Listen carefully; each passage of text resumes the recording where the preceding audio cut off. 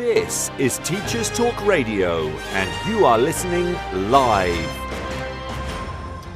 Good early evening and late afternoon, dear listeners. This is Teachers Talk Radio, and you're listening to the Sunday Twilight Show with Maud.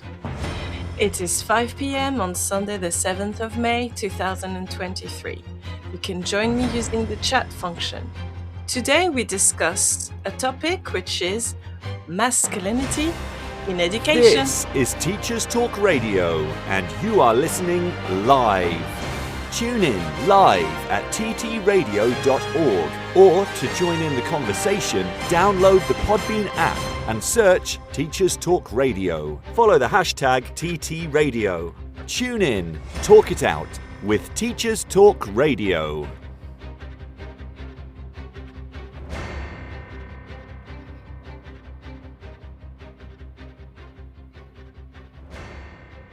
Welcome, dear listeners.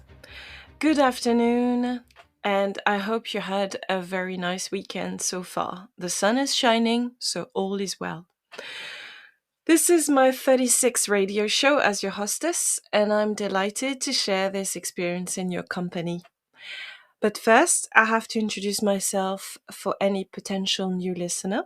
I am Maud, a French citizen of French and West African ancestry. I have been living in the United Kingdom since 2008. I'm a professional educator. I work in a secondary state school in North London, where I teach languages and humanities. I teach French, Spanish, history, and geography. I also have experience as a teacher in the charity sector. You can follow me on Twitter at ProfProfMFL. All views are my own.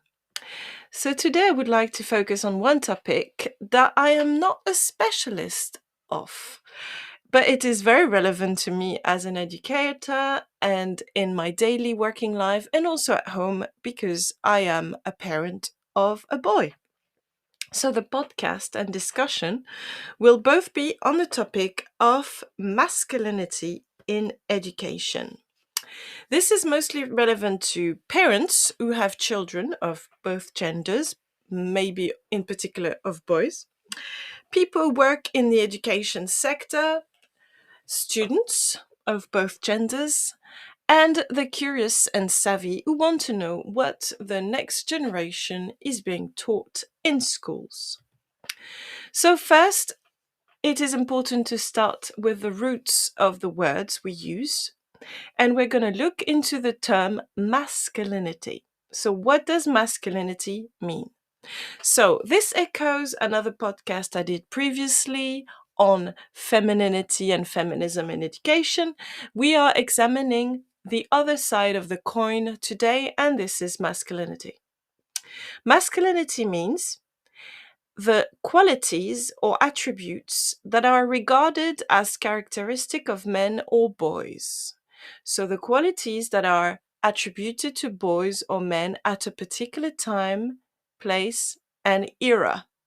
I'm sure that the masculinity attributes attributed to boys were different in prehistoric times and different at Tudor times, and they're very different from First World War times and in 2023.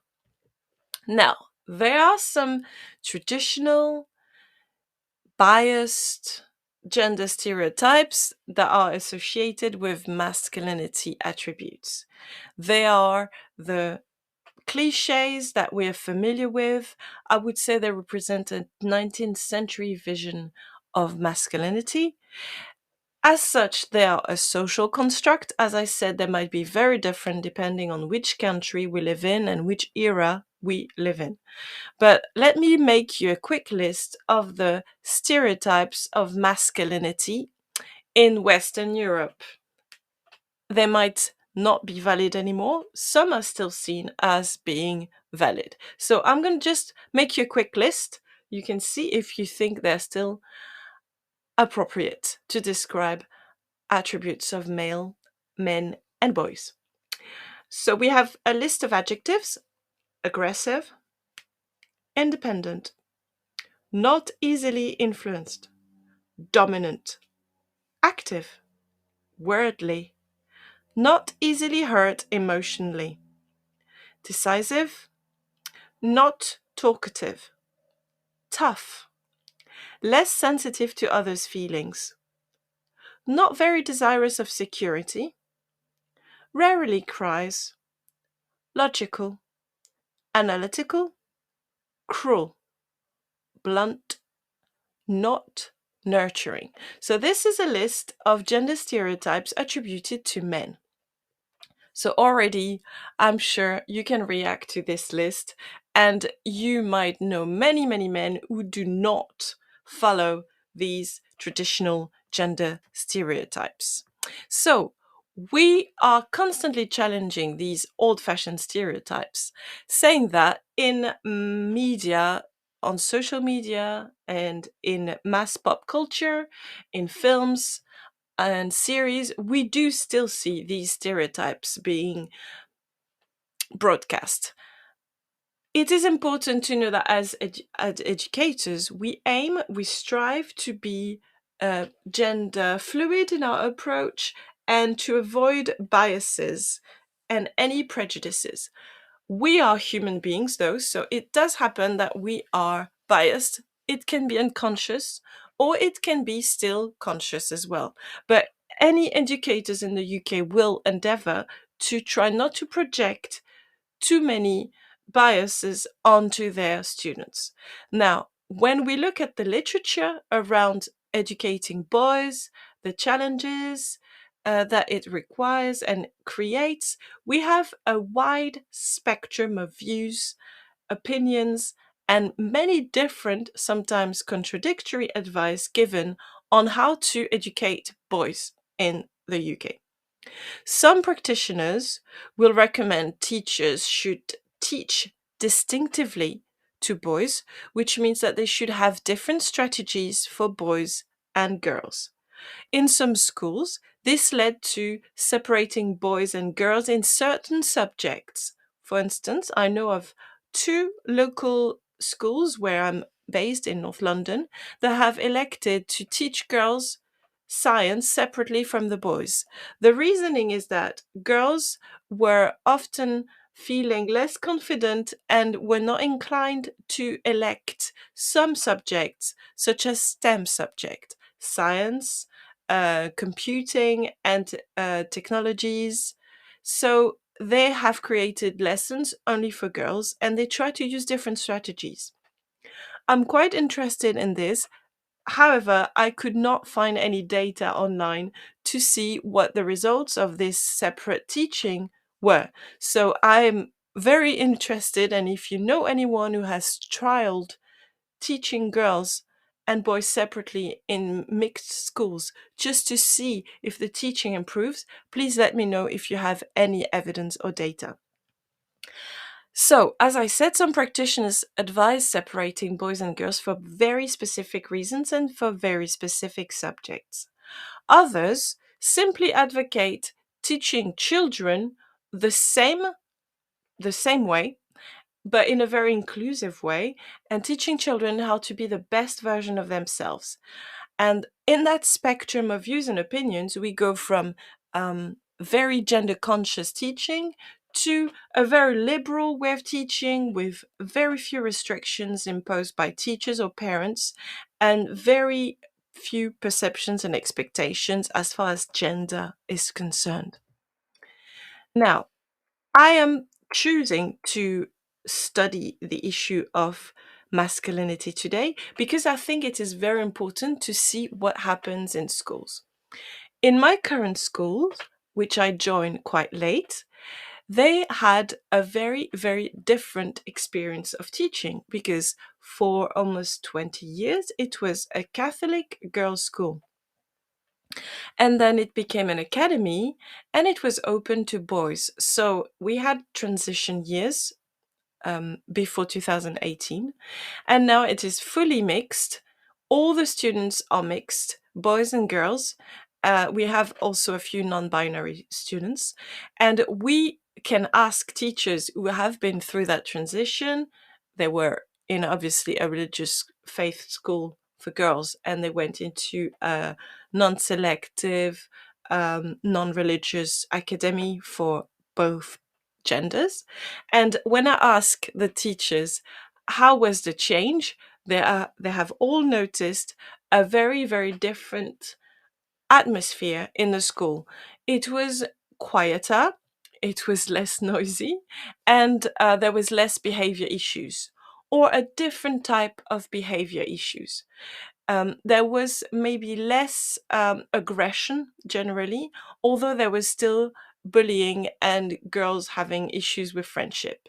So there has been a difference, noticeable difference in the way the school has to operate as far as behavior is concerned, because we now have both genders in the school.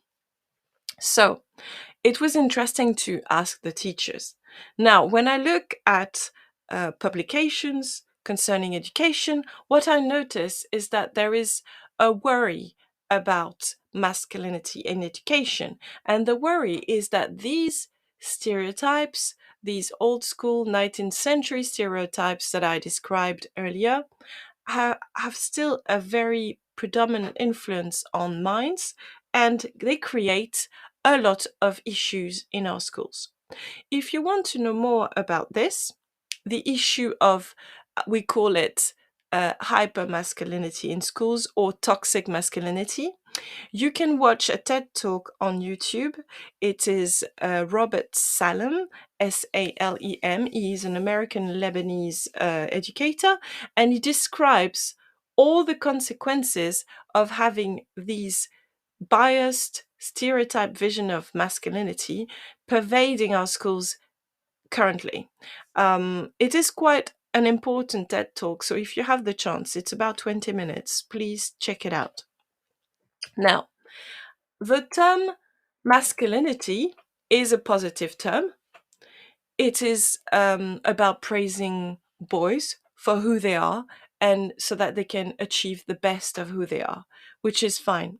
Now, if we ask students to describe what's a good man, the answers will usually circle around the idea of someone who is responsible, someone who is professional, someone who is caring, someone who is polite, someone who is helpful, strong, attentive, and gentle. So that's a definition given by most students of all ages for a good man. But now, if we tweak the attributes a little bit and we change from good to real, we get a very different picture when we ask students, what's a real man? What's a real man? Well, then we revert to these 19th century masculinity attributes. We get strong, we get fast, we get active, we get quick, we get authoritative, we get a leader, and we also get sometimes violent and aggressive as a real man. So there is definitely a very strong gap between the good man, the one we would like to hang out with, meet, or become, and then the real one, who might also be a construct. I'm always interested in looking at biases because they're a natural thing. We all have biases, but our job is to be aware of them and fight against them as much as possible in order to remain objective. So I was looking at what are the role models that our children are facing. So if you look at Hollywood movies, at Marvels, at comics and literature, I would like to ask you, could you name a superhero who is a leading male character in a fiction or movie or comic who is not a real man or hyper masculine man? I've been thinking about it and I couldn't find any. I was wondering maybe Deadpool, but he's not the most famous superhero, and he's not following typical 19th century male stereotype because he's overly chatty, scattered.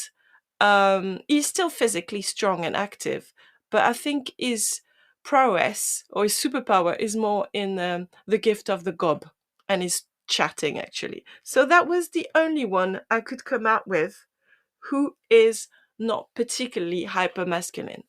The younger version of Spider-Man, particularly the cartoons, they represent a young boy. He's a bit skinny, he's a bit goofy, lanky. So again, but he's still growing. So he's not a man yet. He's gonna become a man.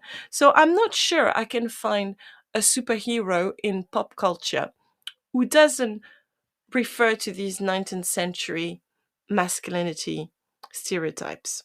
Now, if we ask another question, can you name a superhero or a male character who is a leading male character in fiction or film or series and who is gay? I don't think you'll find one. So we still have in pop culture a very biased definition of masculinity, a very old fashioned definition of masculinity. I would say it's almost 2 millennia old. I'm thinking of the Spartan warrior figure, buffed, strong, um, not embarrassed with emotions or feelings of empathy or guilt. A fighter, someone who wants to conquer. This is still the image of the superhero, which is the image that little children are confronted with and want to emulate.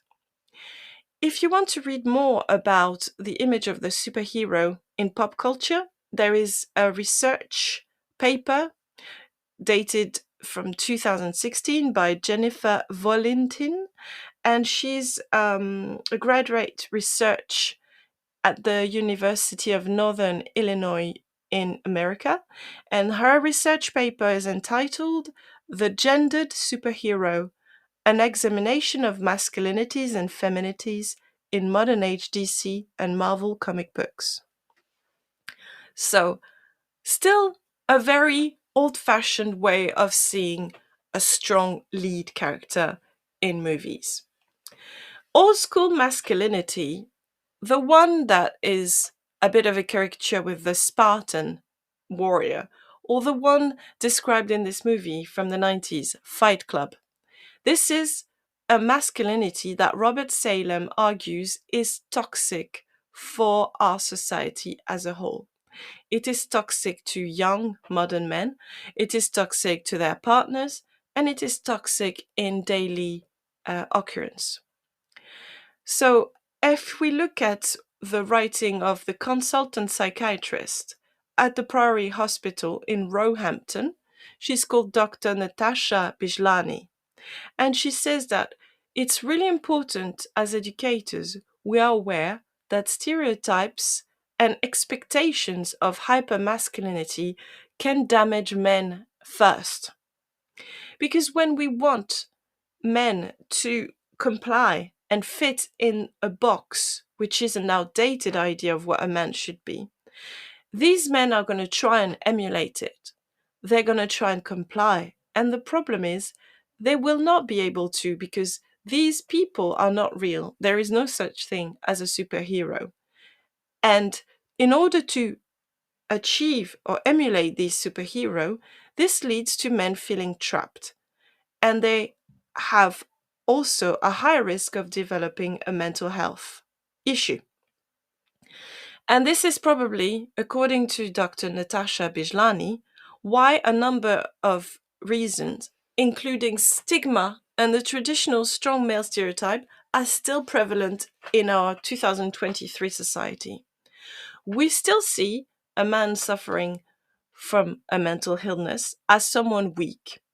And because of that, someone who is male and suffers from a mental illness will not be likely to go and reach for help or ask to see a GP or confide in a colleague or a friend. And thus, they delay getting help, which increases the condition. So it becomes even more severe. And Dr. Natasha Bijlani is a psychiatrist, so she sees people who are in crisis, people who bottled up their emotions because they wanted to fit a stereotype of what a man should be. So there are new initiatives currently to destigmatize mental health issues in men so that men can still feel manly even though they are suffering from a mental illness. And there's an initiative that is important to broadcast, and it's the campaign against living miserably. And I love its acronym because it stands for calm, and we all need a bit of calm and quietness in our lives, don't we? So the charity Calm works to prevent male suicide through the use of a helpline that anyone can call regarding male mental health. There's a web chat if people do not want to call on the phone, and there's other support services. There is also another initiative, it's the Men's Health Forum, which is a charity that provides information and advice on men's health issues because it's important that men know where to go if they need help. It doesn't have to be about mental health, it can be about physical health as well. But it is important to destigmatize asking for help when needed. It is quite traditional. Um, I remember talking to a lady whose father was an old school traditional man. He was born after the Second World War. He was a working class British man. And when he started suffering from symptoms of digestive issues, he refused to mention it because he felt shame and it was also a taboo. So she remembered him just tightening his belt when he had stomach issues. The problem is that he had stage 4 bowel cancer when he finally went to hospital, and it was much too late to do any treatment, and he died very quickly after getting his diagnosis. And she just acknowledged that because he believed that a man needs to always be strong, and a man shouldn't complain, and a man shouldn't get help from the doctor, shouldn't voice out ailments, her dad missed out on treatment and passed very rapidly, whereas he was not elderly yet.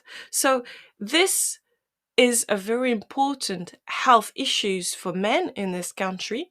We need to destigmatize mental health, but also physical health, and we need to normalize accessing health services. We can't help people who get sick if we don't know they're sick. And the reason why they're not being seen is because they are too shy or too stuck in their old school vision of what a man should do to reach out. There is a plethora of books written about educating boys to fight against these old school stereotypes of masculinity. I'm going to name a few and tell you what their aim is throughout the whole development of the writing. So there's a title, The Boy Crisis, written by Warren Farrell and John Gray. And they are describing why boys are struggling and what we can do about it. In their book, they're arguing that there is a crisis of education. The reason why they think that is because they say 50% boys are less likely than girls to meet basic proficiency in reading, maths, and science. In their writing, Warren Farrell and John Gray say there's a crisis of mental health, with ADHD, attention deficit and hyperactivity disorder, being on the rise. Boys are more likely to be diagnosed with ADHD, and there is also suicide rates that are 6 times higher for boys than for girls. There is also, Warren Farrell and John Gray argue, a crisis of fathering with too many boys who are growing in monoparental families where there's absent fathers or very infrequently present fathers. And they argue that it leads to dropping out of school, drinking, taking drugs, more risks of becoming a delinquent, ending in care or in prison. And their analysis is that there is, as a whole, a crisis of purpose because they believe boys don't have any new targets to reach. They do not have a sense of purpose because they are not going to be warriors, they're not going to be leaders or sole breadwinners, and they are lost. They do not have a compass, and they're experiencing what they called purpose void, a purpose void, with feelings associated with alienation, withdrawal, and an addiction to immediate gratification. So, in this book, The Boy Crisis, the authors are depicting a quite troubled, um, pessimistic vision of the next generation of boys. There is another title that's quite famous on in libraries. It's The Boy Question, written by Mark Roberts.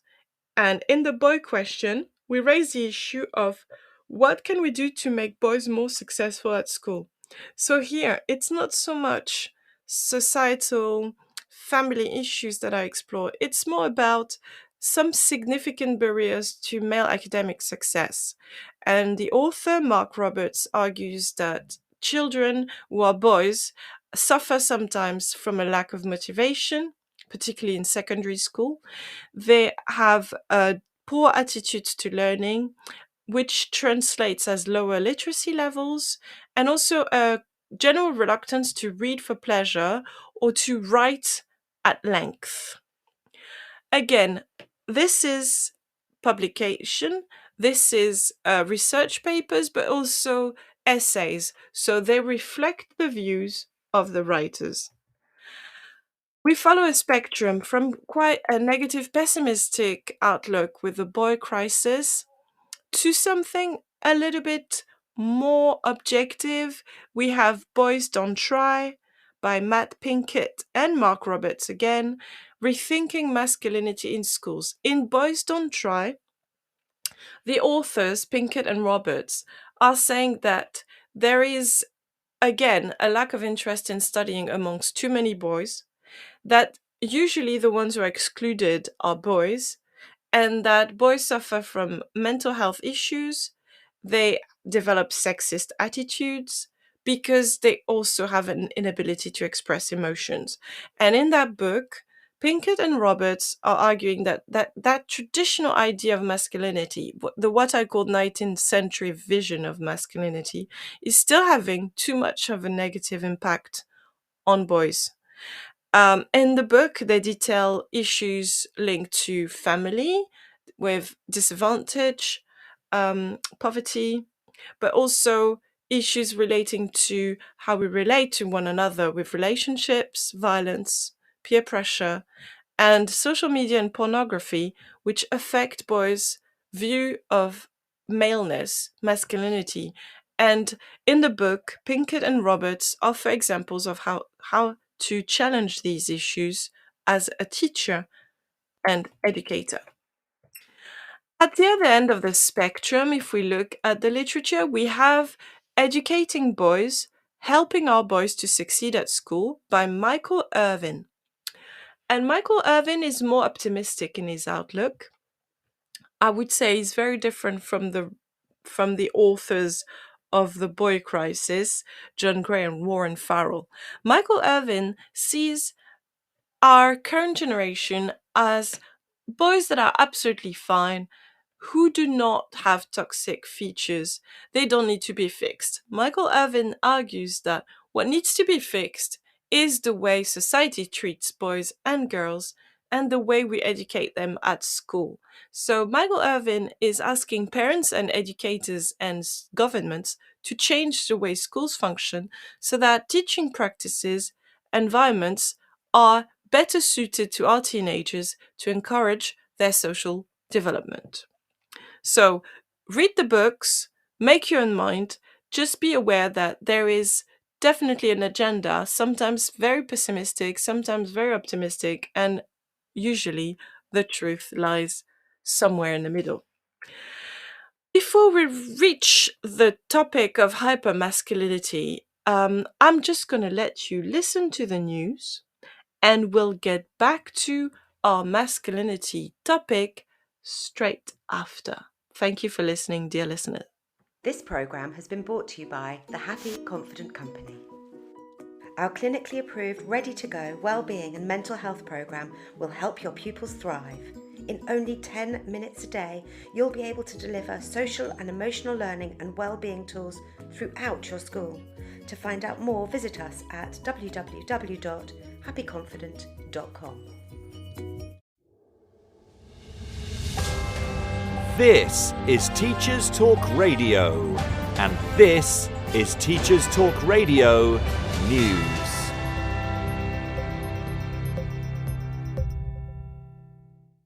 The UK Labour Party will drop its commitment to abolishing university tuition fees, according to reports in a range of media outlets.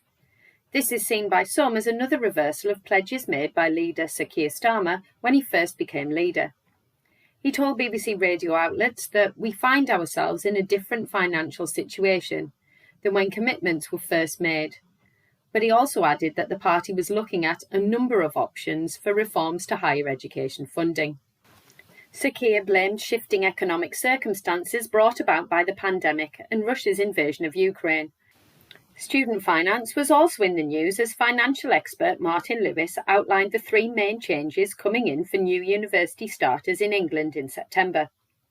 Mr. Lewis was speaking on Good Morning Britain. So-called Plan 5 student loans come into effect in September, but will not affect those already at university. According to Mr. Lewis, finance is swinging further away from taxpayer funding and more towards the individual. Those starting uni in September will start repaying student loans once they reach a salary of £25,000 per year, lower than the current threshold. Currently, those with student loans cease repayments after 30 years, even if the debt is uncleared. However, new students will have to pay for 40 years or until the debt is cleared, whichever comes first. This means that graduates could end up repaying loans for their entire working life. In more positive news, the interest on these loans will be lowered from inflation plus 3% to just inflation. In real terms, this means no additional interest. Mr. Lewis went on to give detailed examples, stating that currently the taxpayer pays around 44 pence in the pound towards funding and the student pays 56 pence on average. Under the new system, the state will pay 19 pence in the pound and the student 81 pence on average. Statistically, 53% of those in receipt of a student loan are currently likely to pay it off in full. Projections, however, indicate that those in the new system, only 23% are likely to pay off their loans. Mr. Lewis ended by saying that the new system effectively moved payment for higher education from the taxpayer to the student, and could be seen as amounting to a graduate tax of 9% on earnings above £25,000 a year. In Wales, schools are being urged to review their uniform to make it cheaper for families, according to a report on the BBC website. However, the report also says that the Welsh Government has stopped short of calling for school logos on clothes to be ditched, instead saying they should not be compulsory. Education Minister Jeremy Miles said families should be told about changes before the end of term, but head teachers said they were being asked to consider change at what is already a busy time of year. The request came after a consultation which asked for views on how the uniform cost burden could be eased for families struggling with the cost of living. Families on lower incomes can apply for a Welsh Government grant of up to £300 to help with the cost of uniform, but this hasn't always eased the worry for parents. TES magazine reports on comments made by Shadow Education Secretary Bridget Phillipson at last weekend's NAHT conference. In a message to Head, she said Labour will ensure pupils are taught by specialist teachers in each subject. She commented that schools are facing a perfect storm in recruitment and retention in the teaching workforce, and that this was forcing more and more schools to rely on non-expert teachers. The Labour Party analysis found that more than 1 in 4 physics lessons in the past year has been taught by a non-expert teacher, whilst 1 in 10 maths lessons are taught by a non-expert. It also said research indicated that some teachers were delivering lessons in subjects where they had no relevant post-A-level qualification, including 2 in 3 computing teachers and 1 in 4 design and technology teachers. The comments did not include any clear detail of how the party plans to tackle individual subject shortages. Staying with the recruitment theme, ITV News posed the question, do Britain's schools need more male teachers? after research showed that around 1/4 of schools in England don't have a male classroom teacher. Some experts argue that it means young people could miss out on having male role models, although others say it's the quality of the teaching that is important, not the gender of the teacher. The article prompted many to comment that during a recruitment crisis, it was inappropriate to focus on gender rather than skill. This was backed up to an extent by a Channel 4 news piece that focused on National Education Union comments that teachers in England are leaving in droves. The report focused on numbers in the profession after the Department for Education asserted that there are more teachers now than over a decade ago, although they did acknowledge that the need has also grown. The NEU raised the concern that within 5 years of qualifying, 1 in 3 teachers leave the profession. These are figures based on those published by the DFE. This has been a pattern for over a decade. The failure to meet recruitment targets has created further gaps in the workforce. Between 2010 and 2021, vacancies in schools have almost trebled for both full and part-time posts. The programme also featured comparisons of class sizes in England, Scotland and Wales. Smaller class sizes are often seen as a way to reduce workload and therefore could make the profession more attractive. The research shows that Scotland has the lowest average class size amongst the home nations, but the UK compares unfavourably with class sizes internationally, the UK having class sizes above average when compared to Greece, South Korea and Germany. The feature highlights the issue of workload and recruitment as another core aspect of industrial action. Finally, to mark the coronation of King Charles III, the DFE announced that it was joining forces with the Eden Project to send thousands of packets of wildflower seeds to primary schools across the country.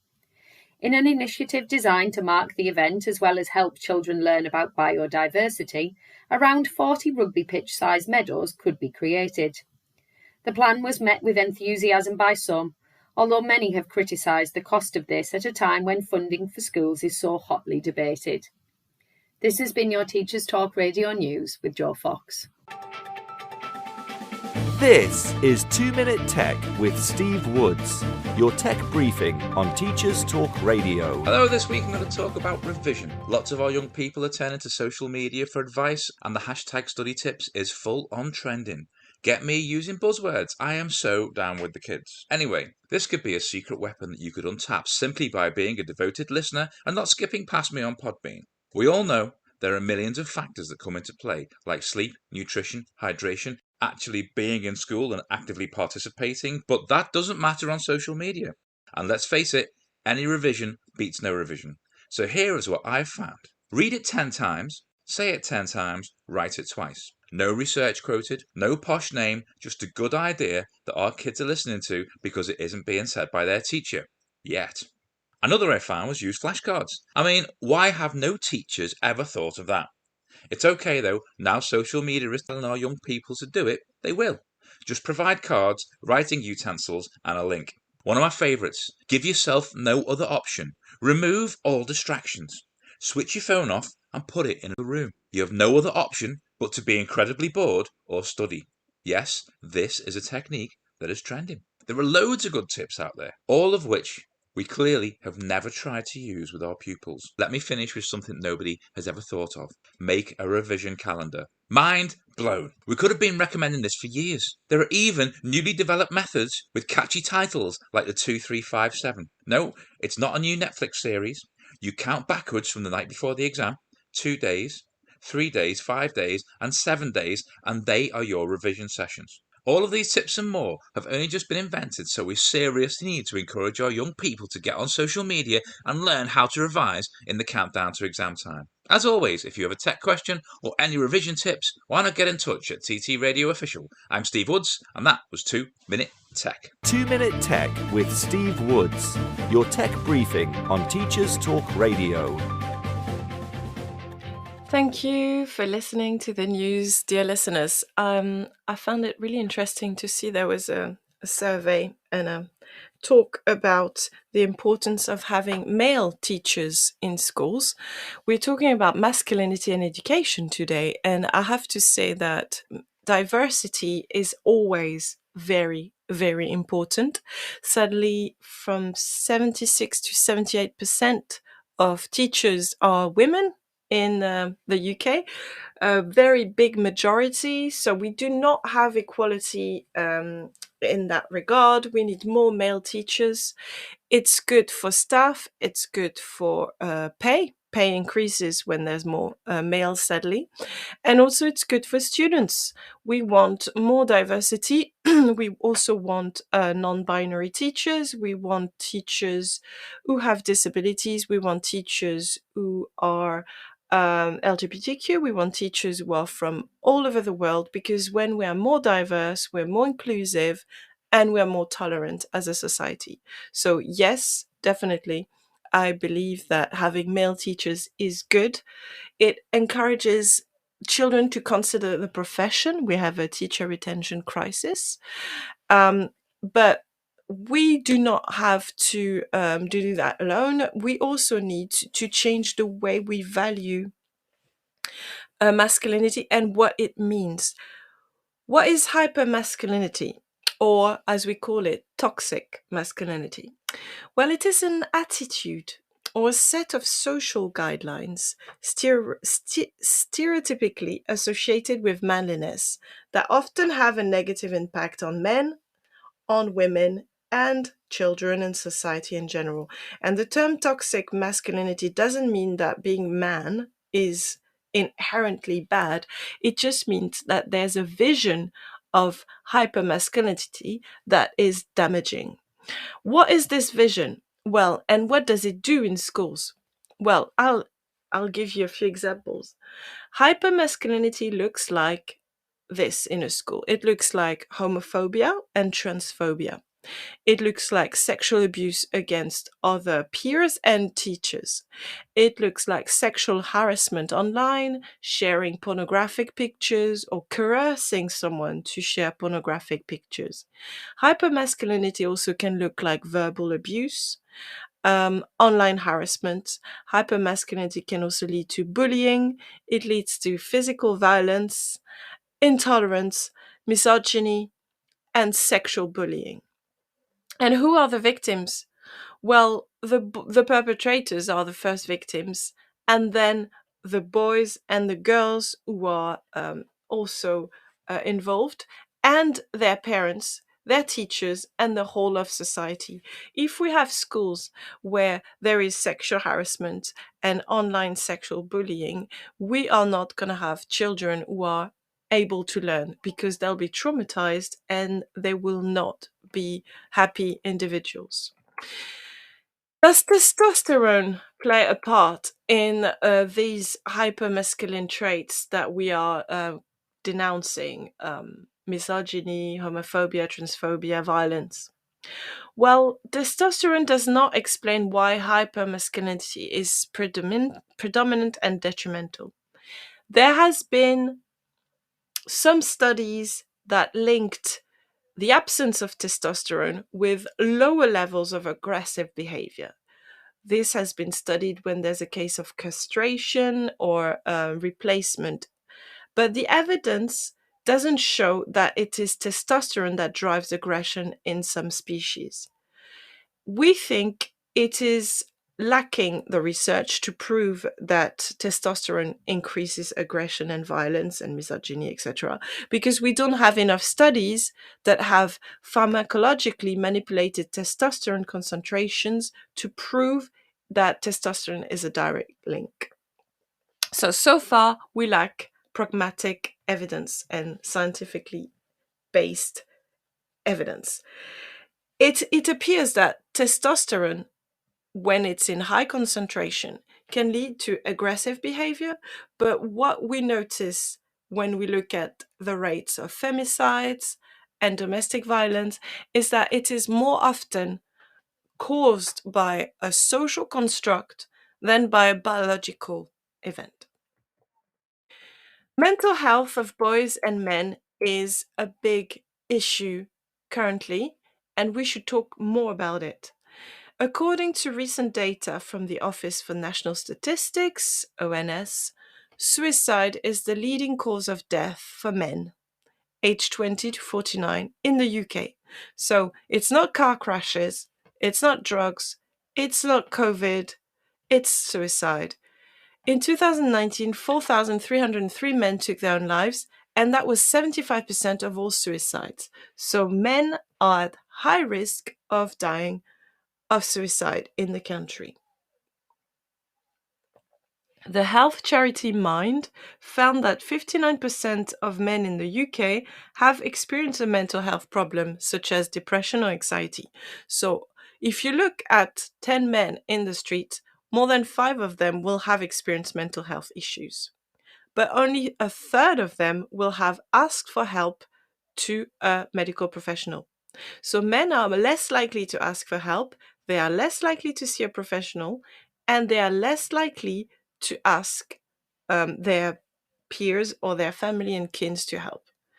Men are also more likely to go missing, to sleep rough, to become dependent on alcohol, and use drugs frequently. This data is showing one thing. If we do not address hypermasculinity or toxic masculinity in school, it will still have negative impact on adult population as a whole. Now, the people we have in school, the students we have in schools, are a tricky generation. They are the iPhone babies. They have never lived without a phone less than 4 meters away from them. When they were little, they would watch Peppa Pigs on their phones to calm down in the queue at the GP or out and about. Now they're exposed to social media.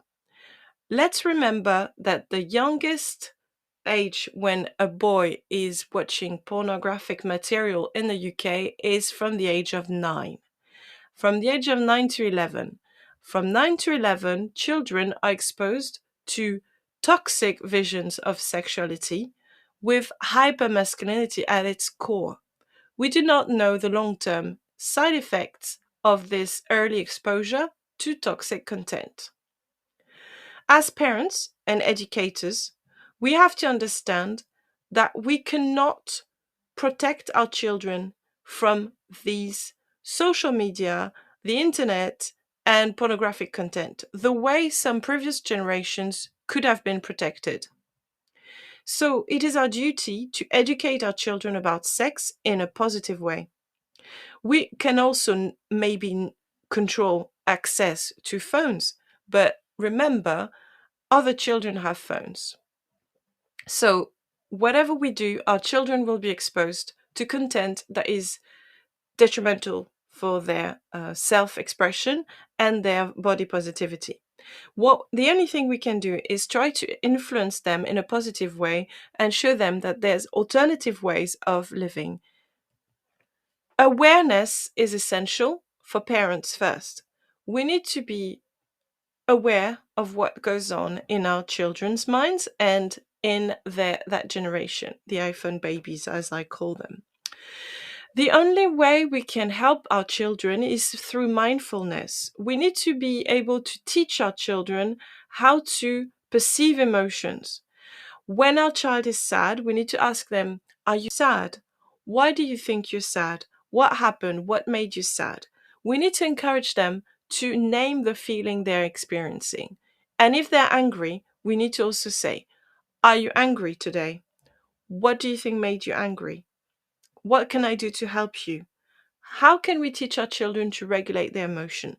Being aware, being mindful, fosters very important skills that were not the hypermasculinity, the toxic, prejudiced attributes that we associated to 19th century manhood. Mindfulness fosters compassion, self-compassion, empathy, and acceptance. If we work on regulating our emotions through mindfulness, we can help our boys and our girls to work on tolerance. And these values are critical in order to make strong individuals with healthy self-esteem who are going to gravitate towards healthy friendships and relationships. Having a dictionary of emotion would be the first step as an educator and as a parent. What are the solutions to tackle this hypermasculinity that our children are exposed to via very different outlets such as social media, peers, movies, fiction. How can we help them? Well, first, we need to raise awareness. They need to be aware that there is such a thing as toxic masculinity or hypermasculinity, and that it is a biased way of seeing manhood. We need to help them challenge gender norms. If your child likes glitter and pink, do not put the child down. Let them self explore, discover what they like. They're likely to be completely different 2 years down the road. Remember how a 5-year-old is, their taste, their choice of cartoons. 10 years down the line, they'll be very different. Let your child experiment and don't be judgmental. Allow self expression and exploration of self, and also address toxic masculinity in the media. For instance, if you watch a superhero movie with your child, or if you show a movie to your students, give them the language they need, the vocabulary, to name the emotions and also pinpoint at the fact that violence is constantly represented in fiction, whereas in our daily lives, it doesn't. Not so much. There are very interesting books if you're interested in the concept of toxic masculinity, and one is entitled The Man They Wanted Me to Be: Toxic Masculinity and a Crisis of Our Own Making. It was written by Jared Yates Sexton, and it is about the relation between toxic masculinity and white supremacy in America. Jared Sexton uses a very good example. He was a journalist, so he spent a lot of time following Trump at rallies. And because he's a working class white American, he could really um, dive deep into the culture. And he realized that it was a culture that was really rooted in racism. There was, for example, the sort of banners that represent misogyny at its worst. There was a Trump banner, a Trump rally banner that said, "Hillary sucks, but not like Monica." So these sorts of jokey, bantery, sexist, misogynist jokes are a perfect example of the link between white supremacy and toxic masculinity, where women are always belittled, mocked, and constantly downtrodden. He explains that it's a misogynistic subculture, which is broadcast in many movies, and that his family members, his friends, his cousins, his father were prisoners of that box, that toxic masculinity, and that they were, in the end, trapped and felt fragile, and they transmuted that sadness or that feeling of frustration into anger, and they aimed their anger at anyone else: women, Native Americans, Black people, African Americans, foreigners, and they used their anger and they translated it, committing lots of crimes such as harassment, physical and emotional abuse, rape, domestic violence, and even murder and shootings. So this masculinity that is biased and stereotyped has lethal consequences when it's left to fester. And the first victim is often the person who is harboring these feelings. Jared Sexton explained that his father was also someone who died very young because he didn't access health services when he needed to, and someone who had a very difficult life because he was never in tune with his emotion. Again, emotional awareness is something that we need to develop as a skill. It should become a symbol of masculinity. Now, there's the same issues in many countries. Toxic masculinity is also linked to some extreme version of Islam. When you see Afghanistan with the Taliban and their very dogmatic view of religion, it's translated as an educational war against women in December 2022, when women and girls were barred from attending schools, primary school, all the way to university in Afghanistan. So different country, different people, same issue. that toxic way, hyper-masculine way that is detrimental to all. If you're interested in the term toxic masculinity, but you disagree with the connotation, there's an interesting TED talk by Reese McKinney, who is an American university student, and he said, stop calling toxic masculinity, and just describe it as a hypermasculinity, because according to him, masculinity is not toxic. It's when we think that violence equals masculinity that we are toxic. Violence and self-destruction is often seen as part of these male attributes, and the only way we can stop violence and self-destruction is by improving emotional intelligence. What is emotional intelligence? Well, it's just being able to understand the emotions you're experiencing. But it doesn't stop there, because once you understand your emotions, you need to be able to control them and manage them. By controlling, we do not mean bottle them up, ignore them, and let them fester. When we are emotionally equipped and intelligent, we can recognize and influence our emotions in order to transform them into tools in a constructive way. And emotional intelligence is only operational if we can also recognize emotions of others and help others with their emotions. The term emotional intelligence is already 40 years old. It was coined in 1990 by researchers John Mayer and Peter Salovey, but now it's becoming even more famous because the psychologist Daniel Goleman talked about it a lot. Who is Daniel Goleman? Daniel Goleman is an American writer and sociologist. He was born on March 7th, 1946, so he's a baby boomer. And Mr. Goleman is an acclaimed author, journalist. He used to write a column in the New York Times for over 12 years where he focused on brain and behavioral science. So his most famous book is entitled, as I mentioned, Emotional Intelligence.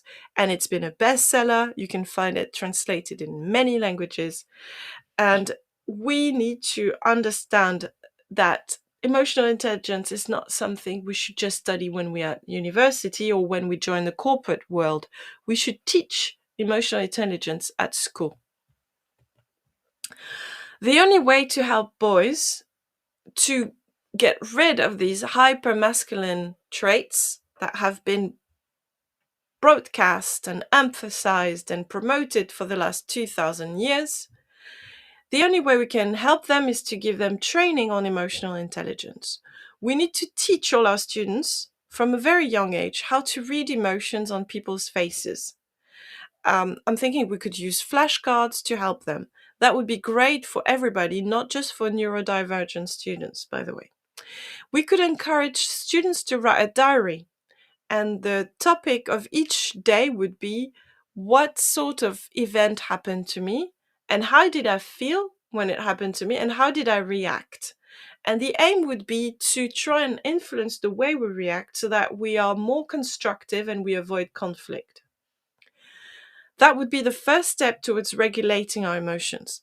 Then we could go on to voicing our opinion in constructive ways, which is a tool we need in our professional life, in our relationships, in our adult life, and in our personal relationships. And then later on, we would practice avoiding situations that end in conflict by being able to address issues in a calm manner, channeling violence also and anger, which are natural human emotions, but before they overtake us, we should be able to channel them through sports or physical activity. And I do believe it's really important to promote physical activity every day at school because it helps regulating emotions. And I brought my son this way when he was little. I noticed if we didn't get out of the house before 9:30 in the morning, he would just climb up the walls. So we had a very strict routine where we would be out and about around 9 a.m. every morning when he was little, and we would go in the park. And being in the fresh air in nature was cathartic and therapeutic. And I do think the school routine, the school day, is not conducive of the regulation of emotions for boys and many girls as well. We should all have access to nature. We should all have access to fresh air and exercise as a daily routine. 5 components have been described in emotional intelligence. First, we have self awareness. It's being able to understand the mood we're in and the emotion, but also how they affect other people around us. We shouldn't just be having a running dictation of what we're feeling unless we understand that it has an effect on other people around us. Then, after being aware, we need to be regulating. So, controlling impulses and moods, being able to control our emotions so that they don't become toxic. Having internal intrinsic motivation, and that's really important, particularly for children, is being driven, but also being disciplined enough, not needing external motivation for everything. This side of emotional intelligence that we really talk about a lot is also empathy. Empathy is partly being self-aware, and it's being able to understand what motivates others. And the best image is being able to walk in other people's shoes. And finally, the last part of emotional intelligence is social skills, being able to manage relationships and build networks. To bring up healthy boys in a society that is still very sexist and very unequal, we need to be aware of our child's emotion. We need to see emotions as an opportunity for connection and teaching. We need to listen and validate feelings. Yes, you're angry. I understand your anger. What can we do about it? We need to teach them to label their emotions. I'm angry because it's really important that your child manages to say, I'm angry today because this happened. Because once he can label it, he has enough distance to now regulate it. He steps to the side, looks back on his behavior, and is able to do something about it. And we can help our children problem solve with limits. It is really important that we also sharpen the critical minds of our children, boys and girls, so that they can critically assess the world they live in. We want our children to be able to unpack conversations they have with others, to understand who's got their good interest at heart and who doesn't. But also, we need to let our children make mistakes, because this is how we get experience, and we evolve. Toxic violence often stems from children who've been victims of child abuse and neglect. So this hypermasculinity that Jared Sexton was describing in his book, the image of the box his father was locked in and couldn't get out of, it really is perpetrated by families where we cultivate silence, we avoid talking about issues, we are sometimes condoning domestic violence and physical abuse. So it is really important that we help children who are caught in the vicious circle of poverty and abuse and neglect. Because we know that violence and frontal lobe deformities or accidents are connected.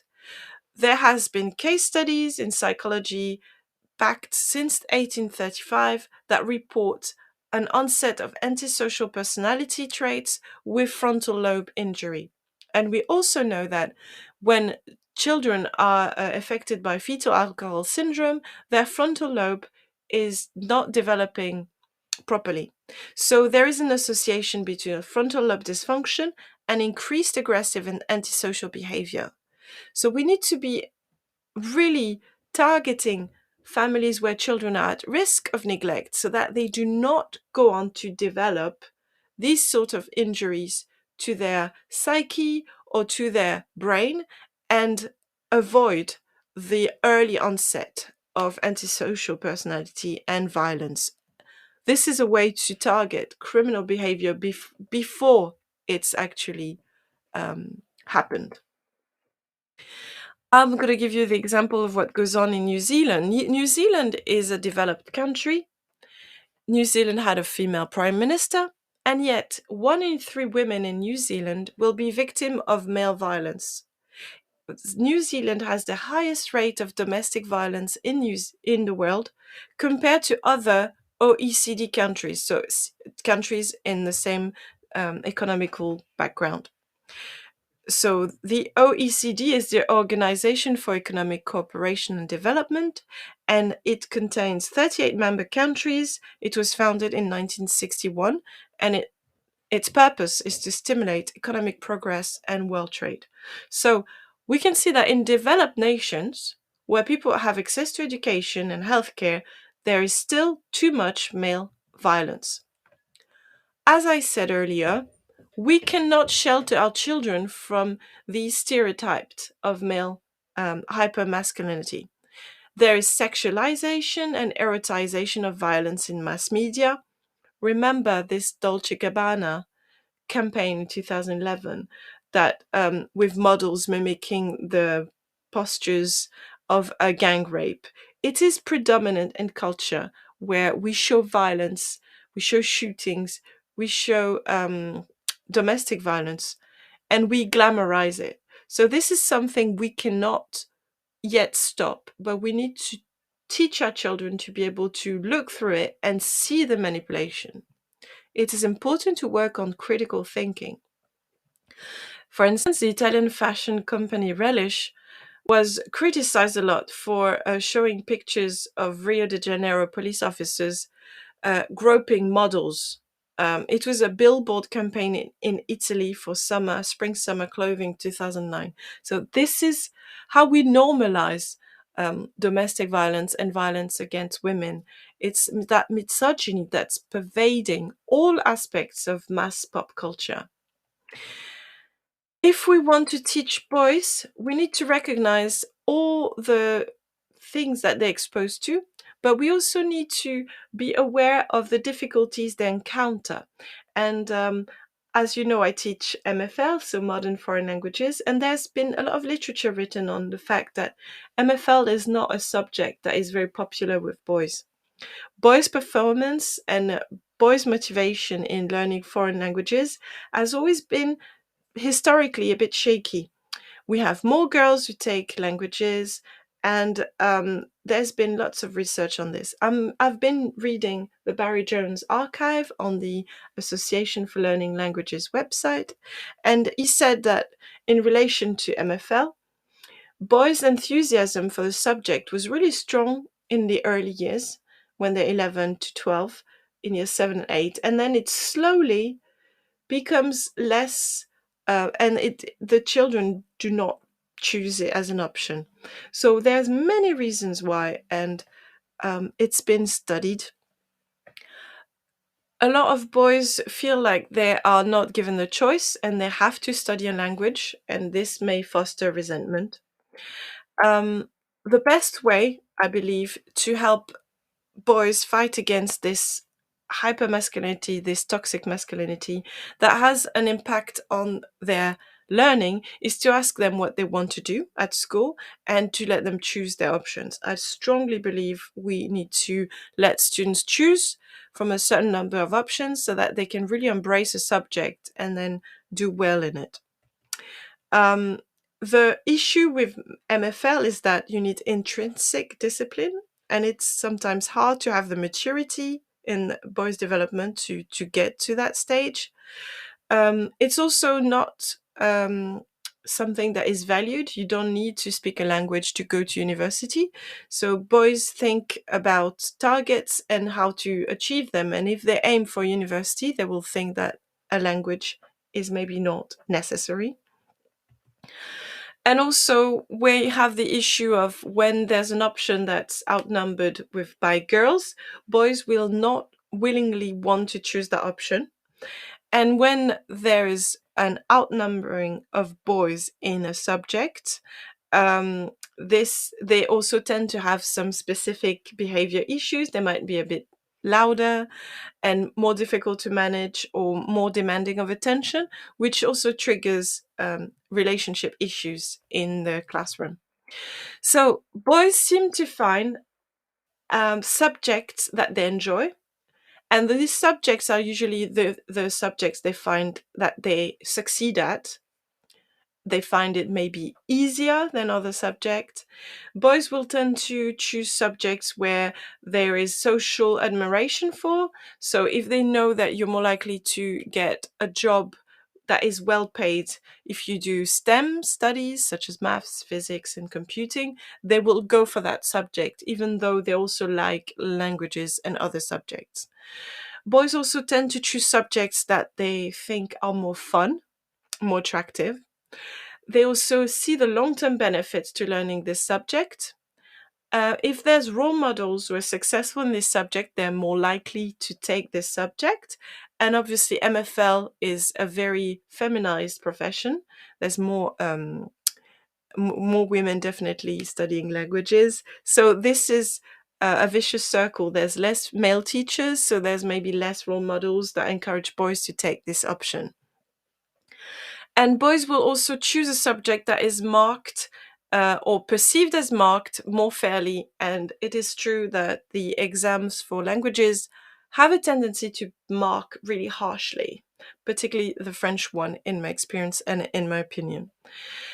The MFL lesson is attractive to boys if it's fast-paced, if there's a variety of activities, a little bit of physical activity involved, and if there's elements of competition and fun.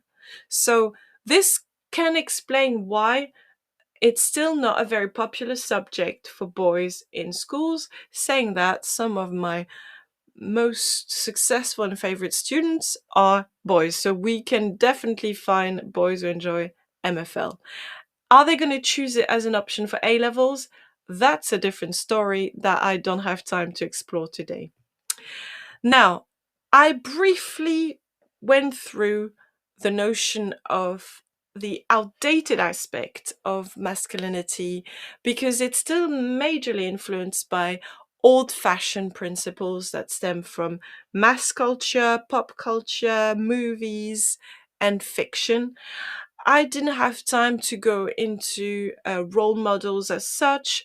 This would be another title for another podcast, but I hope I gave you some clues as to how hypermasculinity influences boys' outlook and how we can fight against the toxicity of these outdated representation of manhood. I'm keen to hear your views on the issue of masculinity and toxic masculinity or hypermasculinity.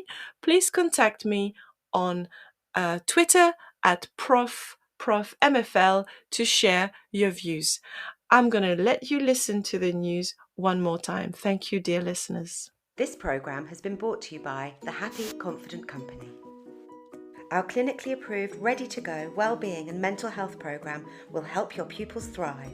In only 10 minutes a day, you'll be able to deliver social and emotional learning and wellbeing tools throughout your school. To find out more, visit us at www.happyconfident.com. This is Teachers Talk Radio, and this is Teachers Talk Radio News.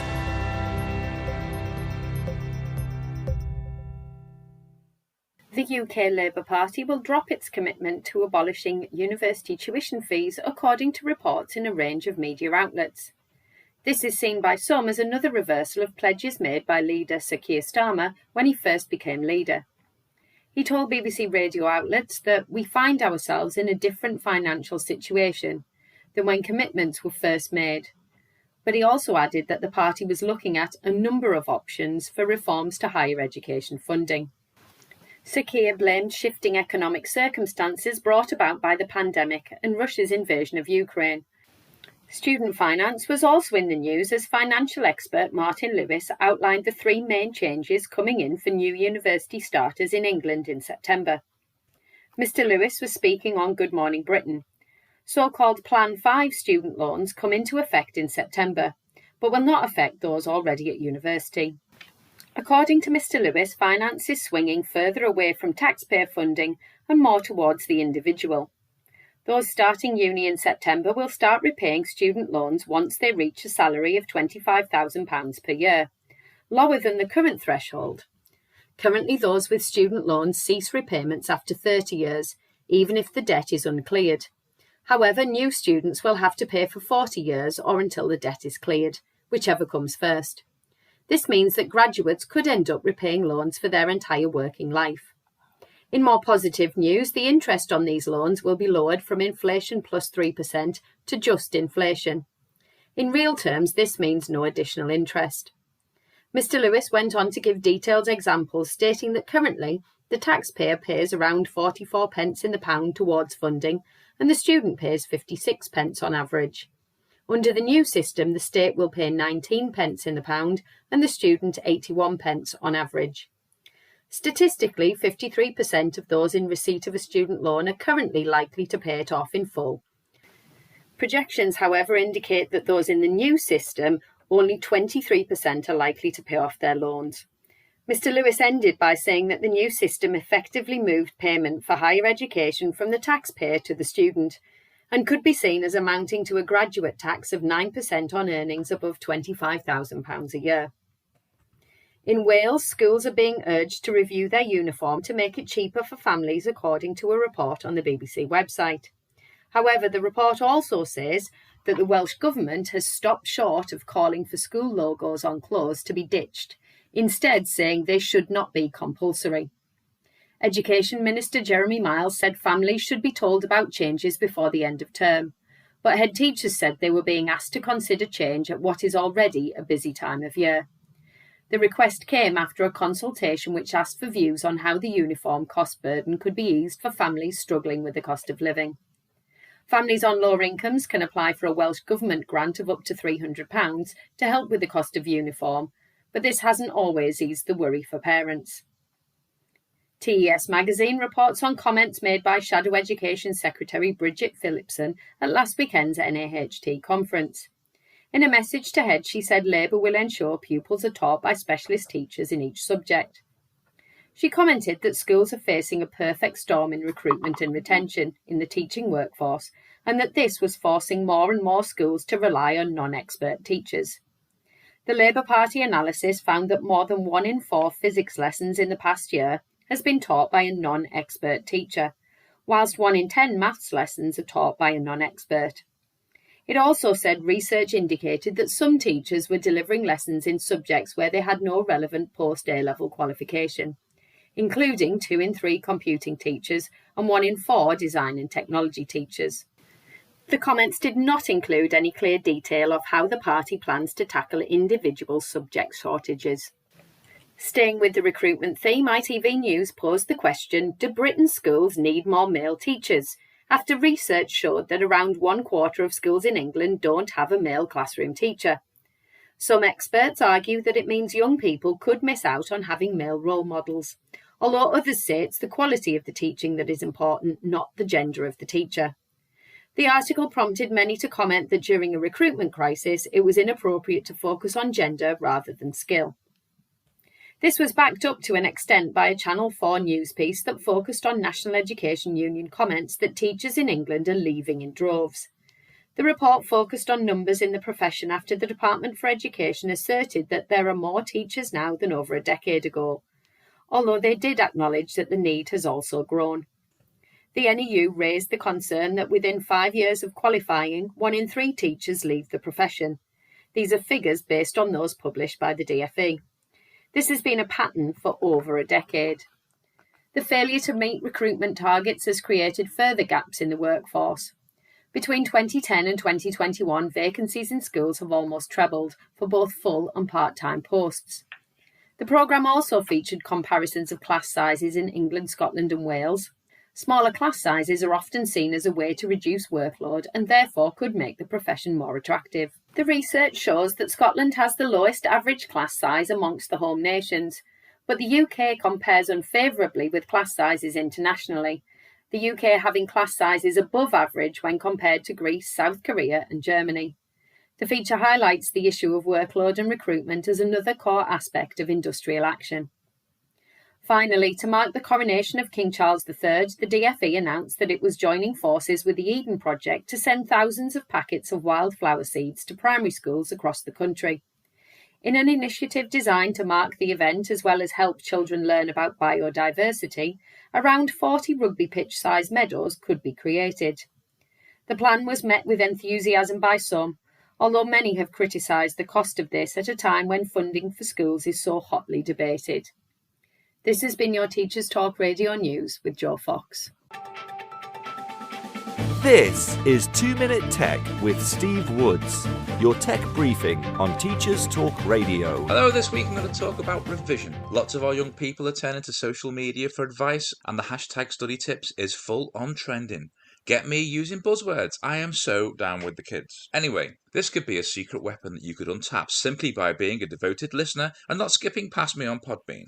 We all know there are millions of factors that come into play, like sleep, nutrition, hydration, actually being in school and actively participating, but that doesn't matter on social media. And let's face it, any revision beats no revision. So here is what I've found. Read it 10 times, say it 10 times, write it twice. No research quoted, no posh name, just a good idea that our kids are listening to because it isn't being said by their teacher. Yet. Another I found was use flashcards. I mean, why have no teachers ever thought of that? It's okay though, now social media is telling our young people to do it, they will. Just provide cards, writing utensils and a link. One of my favourites, give yourself no other option. Remove all distractions. Switch your phone off and put it in another room. You have no other option but to be incredibly bored or study. Yes, this is a technique that is trending. There are loads of good tips out there, all of which we clearly have never tried to use with our pupils. Let me finish with something nobody has ever thought of.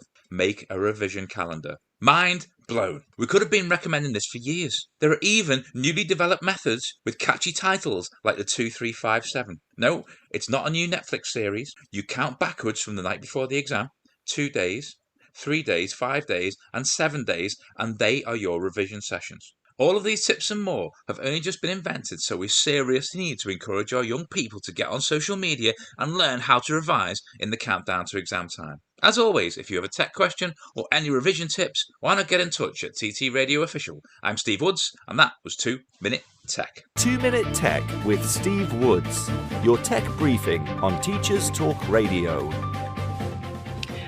Dear listeners, thank you for listening to the news. So just as a quick summary, today we discussed the topic of masculinity in education. We examined the old-fashioned stereotype vision of masculinity, and we broached the subject of hypermasculinity, which is also known as toxic masculinity. The summary of what we advise educators to do in order to reduce the crisis regarding toxic masculinity effects and in schools is to bring up healthy boys. And how do we achieve this? We would achieve that by teaching our students and our children to be aware of their emotions, to see emotions as an opportunity for connection and teaching, to listen and validate feelings, to label emotions, and to problem solve when we experience emotions. So this is relative to emotional intelligence, and we need to have empathetic children who are able to self-regulate, who are self-aware, internally motivated to succeed, are empathetic, and have good positive social skills. The aim is to bring up a generation of people who can avoid conflict by using tolerant approaches of dialogue via tolerance. I hope you enjoyed the podcast. Thank you so much for spending your afternoon in my company. I wish you a lovely week. Thank you.